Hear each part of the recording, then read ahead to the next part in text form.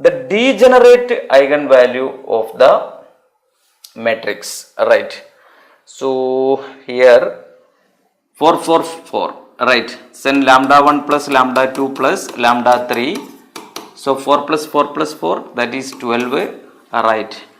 And a product of eigenvalue lambda 1, lambda 2, lambda 3, right? That is 4 into, I am expanding 16 minus 1, 16 minus 1, minus 1, that is plus 1 into, right, minus 4, minus 1, minus 4, minus 1.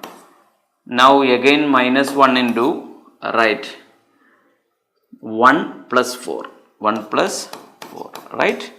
So 4 into 15, that is 60, right? Minus 5, minus 5, then 50 is the answer, right? So sum 12 and product 50, which are the numbers? So we can write 5, 5, right, into 2. Then 5 plus 5, right, 5 plus 5 is 10, 10 plus 2, 12. So this condition satisfied. Now 5 into 5, 25 into 2, 50. So this condition also satisfied, right? So what is the degenerate means? Repeating eigenvalue. So 5 is repeating 2 times, right? So this is a fill in the blank question asked for GATE. So you should fill 5 here, right?